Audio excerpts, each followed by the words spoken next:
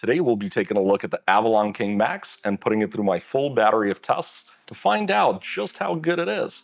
We'll be looking at durability, slickness, visual appeal, contact angle, and other qualities of this product. So if you're curious to see just how good this coating is, make sure to keep watching. Now this thing does come in a very pretty box, and if we pop that open, we've got a little manual in here, as well as the bottle, plus an applicator, and I think there's some gloves back there too.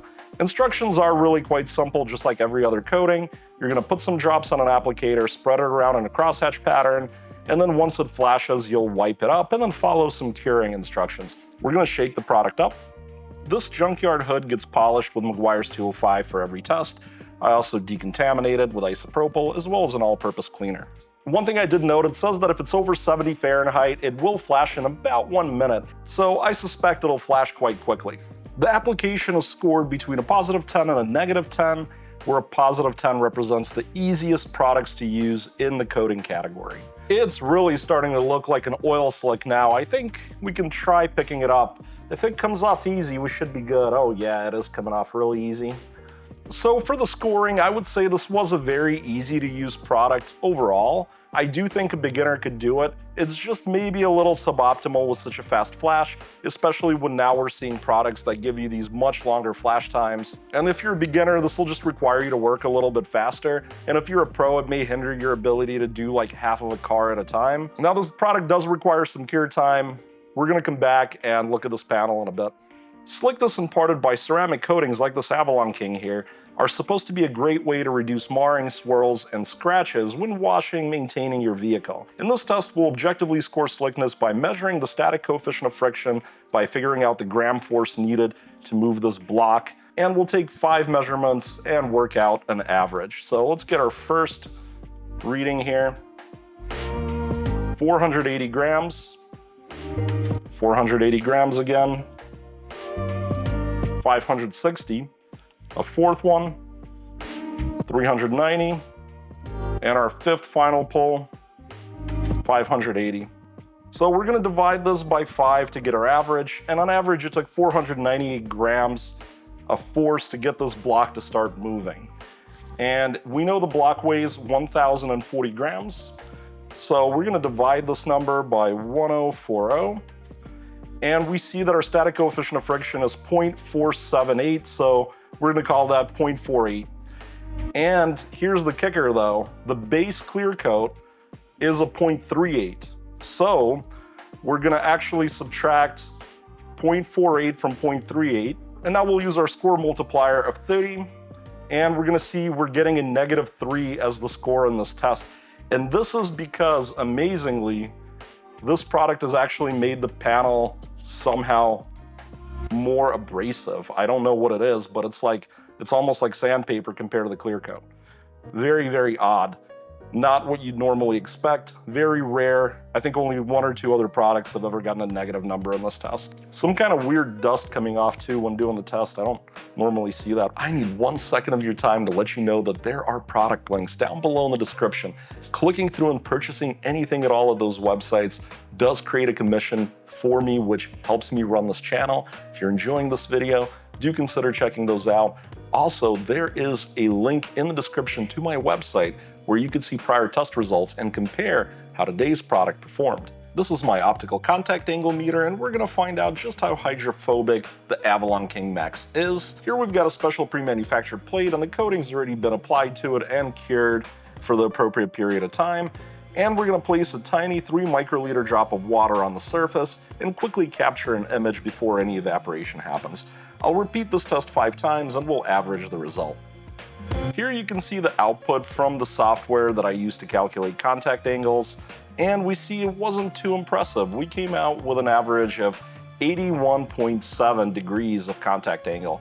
That is technically not even hydrophobic. Hydrophobicity starts at 90. It is less hydrophilic than bare paint, so there is some improvement over bare paint, but I don't think this is gonna be able to get any points, unfortunately. Even on the paint, I'm getting the same sort of pretty weak contact angle. Everything below 85 degrees will get 0 points, so unfortunately, can't give any points to Avalon King for hydrophobicity. With the Avalon Max applied, it's time to decide if it's a pretty product. Now, visual appeal is subjective, and I rated between a positive 10 to a negative 10. Positive 10 is going to be some of the prettiest products. A negative 10 would be a product that really hurt the look of the paint. We're also going to take the score for this red test hood and average it with a black panel that I previously coated. I'll show you that in a minute. As you can see, I've placed a blue marker on our red panel, and the product is on the left side of the marker. Here is another angle where the product is now on the right side of the blue marker. Overall, I would say this is looking good on the red. It's made an improvement. I can definitely see where the line is. I suspect I'm gonna struggle to show it in the video. It's definitely not a 10 on the red. I would say we're looking at a 5 just because it did improve the looks, but not a ton to write home about on this red panel. Here is our black panel, and the Avalon Max is on the left side. On the right side, we've got a different product that I tested recently. And I gotta say, that was one of the most beautiful products I've tested in a very long time. Probably an unfair comparison to most other products.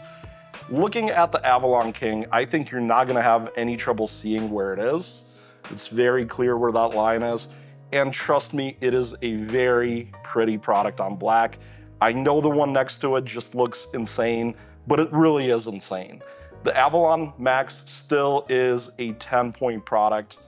It's just not bonkers like this other one that I'm also testing. But it is very, very pretty on the black. I don't know why on the red it doesn't quite show through as much.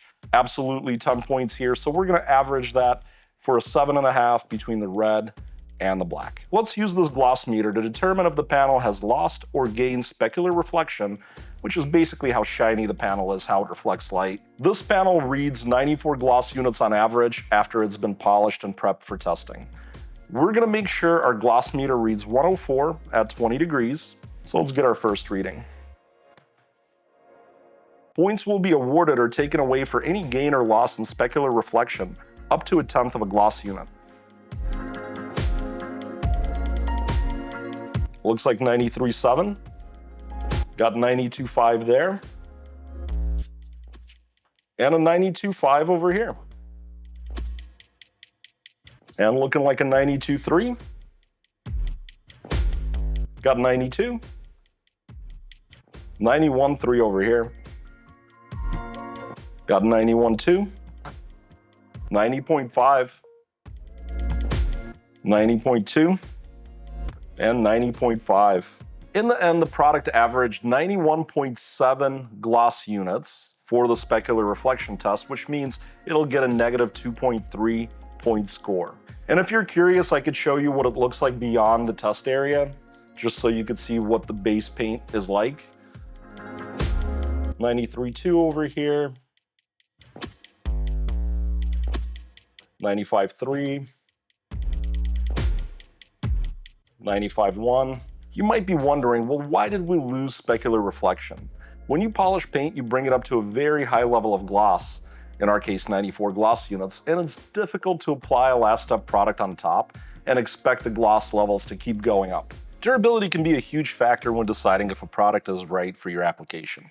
I've devised an objective and repeatable test that will give us a great way to compare products. Before starting this test, let's take a look at the hydrophobicity of the Avalon Max coating.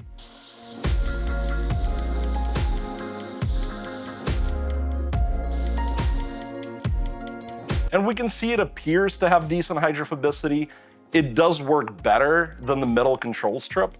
And this is an example of how, when you look at it with your eye, you might think, okay, the product is definitely hydrophobic, but when you're looking at contact angle like we looked before, you can tell it's just not really quite there. And yes, there is a greater effect than that control strip in the middle, but it just doesn't clear as quickly. We're locking our test panel into the sulcometer. This machine will scrub terry-covered applicators in a predictable wear pattern at 30 RPM while dispensing shampoo for lubrication. The scoring, which I'll show you on your screen, is done in buckets of 0, 10, 20, 50, 100, 300, and 1,000. If a product is still working past a set, it will get that amount of points, or if it failed, like right there at that set. We've already pre-soaked the applicators with our shampoo solution, and I squirted a bit of it onto the panel to prevent a dry start. I've dialed in 10 washes into the machine, which will automatically prompt it to stop. While durability and longevity are different things, there is a clear and consistent correlation between high durability and high longevity products. Longevity can be affected by many other factors like temperature, chemical interactions, and other unique aspects of your environment. With 10 washes in, is the Avalon Max coating still working? It's definitely still working. We're not seeing a wear pattern 10 in. We're gonna bump things up to 20 washes and let it rip.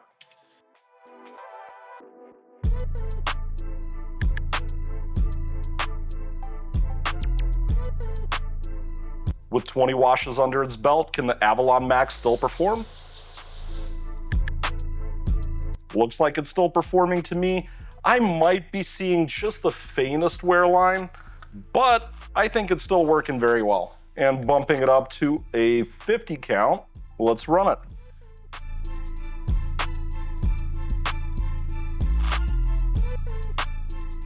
$50 in, let's take a look at the Avalon Max. Is it still working? And we are clearly starting to develop a wear pattern now, 50 in. We've locked in 100 washes, let's get going.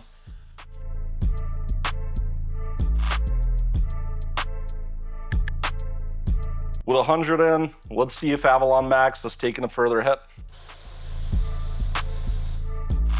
I think it's starting to get more noticeable. I suspect, probably another few hundred washes might deteriorate things a bit. Now we're gonna run this thing up to 300 washes and find out how well it performs.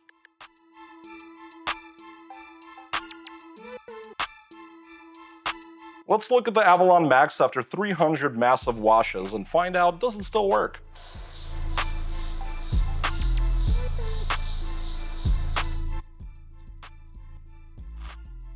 I would call that dead. Like, this little bit is still kind of working, but not much. And all of this is now a completely dead strip. If that's your car, you're gonna redo it.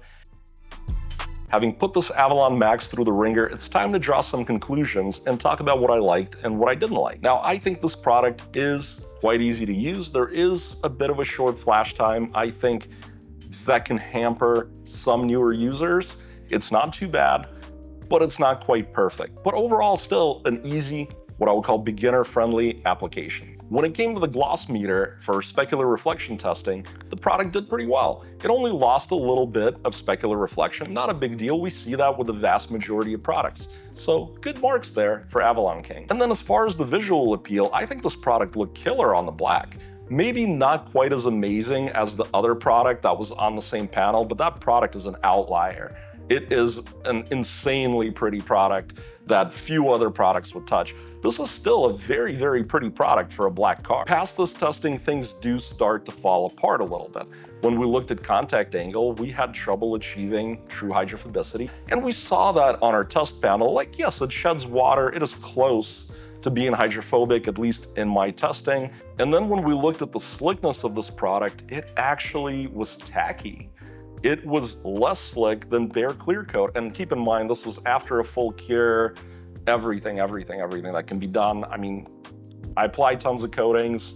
This is definitely an outlier. I don't know that I've ever seen a coating that made the surface more tacky. I have seen a spray product before that did that, but this is the first coating that actually almost kind of turned the paint into sandpaper. And I was noticing that on our red test panel too. You kind of run your hand against it if you do a lot of coating and waxing, it kind of feels nice. It's a very smooth surface. It's been polished and sealed. It feels amazing. And I was just like, am I rubbing sandpaper? It was just grippy and weird. It's like almost like an incredibly fine sandpaper where you can't feel any like ridges, but it's just like things stick to it. So I don't know what's happening here and why it is like that, but that's something that absolutely needs to be fixed. Because when you're dealing with things like dusting, washing, whatever, touching your car's paint, you don't want it to be extra tacky. You want a slick surface. So something's got to go back to the drawing board there to figure out what's going on. Then we've got to talk a little about durability. I tend to save it for last. I know a lot of people like to skip around and find where I talk about it. And this product did okay on durability. It is redeeming itself in this way in terms of being sort of in that level of mid to entry level coatings as far as performance in the durability area. Would I necessarily say I'm convinced it would last 3 years like they say? Not quite convinced. I think in the right conditions it could though. So what is the final verdict on the Avalon King? Should you go out and get this? Personally, I just don't think I could really recommend it. I think it's still too compromised of a product. It's got some pieces of the right characteristics it needs. They've improved the durability. That's great. And the specular reflection is pretty good. And it's not a hard to use product. Perhaps if this product had better slickness, at least something we could work with that wasn't going negative in the test. And if it was maybe priced in the $30 range, I would say, look, you're looking for something cheap. This is easy. It's gonna give you a pretty look. They've improved some durability. It's not too bad. I would suggest that. But when we're talking about this product in 2024, it's clear they've made improvements since I last tested one of their coatings, but so has everyone else. Now when you're looking at, what is this, $80, $90, you're looking at products that can trounce this product in many categories. But they are on some sort of correct track, and I hope they get there, because ultimately I actually don't enjoy doing videos where the product doesn't work right. I much prefer showing you the next best thing, because to me it's exciting. I am excited about stuff like that because it shows us that we're making progress. There is something new and better coming out. I know a lot of people have been jaded because there's been so many different products in the market. I hear all the time from people, isn't it all the same thing? But it's not. There are standout products. I do hope you've enjoyed this video, and if you have, make sure you're clicking that subscribe button, ringing the bell, and leaving me a nice comment. Hell, if you didn't enjoy the video, leave me a nice comment anyway, and we'll talk about it. But I do hope to see you guys again really soon in a future video, and we'll be doing a whole lot more of this testing.